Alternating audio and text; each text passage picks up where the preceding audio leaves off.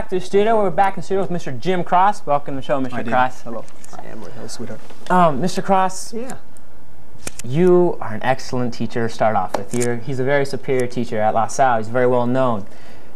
Where did you start, though? I was at Oak. Back in those days, it was Oak Junior High, not middle school. And I started in 1970, and I was there for 10 years, teaching history and coaching football. Before I went on up, when the unification took place, I went up to the high school back in 1980, and this is my 6th year there. Your 6th year at La Salle High. Yeah.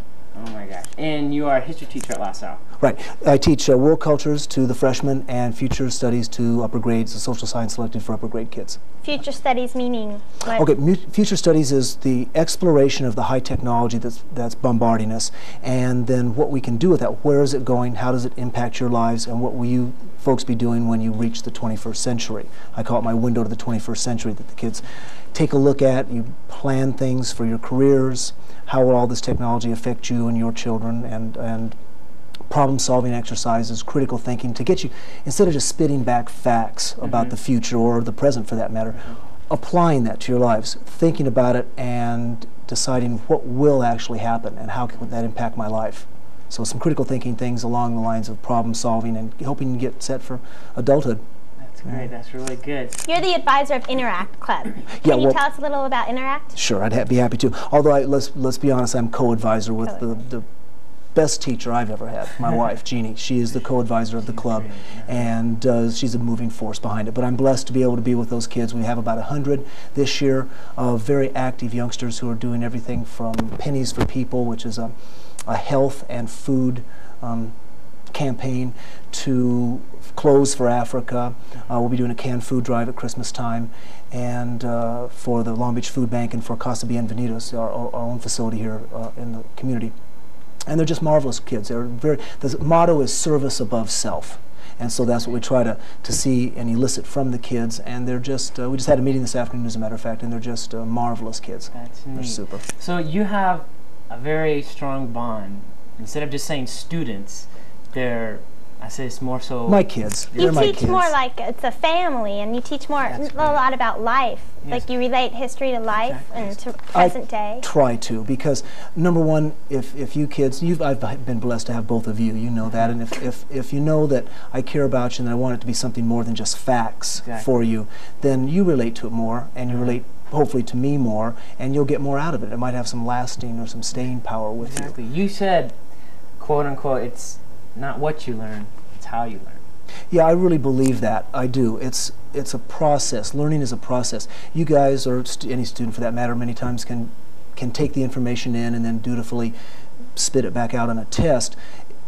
And sometimes you need to memorize. That's fine. Memorization is a skill that we all need to have. But if I can get you, or any teacher can get you learning by doing, experiencing, and living it, then I think it stays with you longer. And well, the typical example I always give is I've never had an ex-student come back and say, "Hey, Mr. Cross, that was a great lecture on King Tut."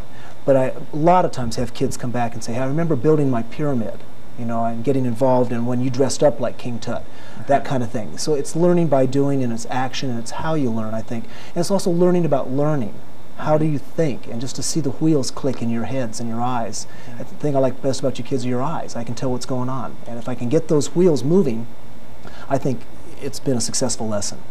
And you've been known to dress up like an archaeologist, say, for a lecture. I plead guilty. Yeah. The other day I had on some archaeological shorts and a pith helmet and the whole bit. Hey, it gets their attention. Right. It makes them know that I care about it, about the subject matter, and I'm having fun with it.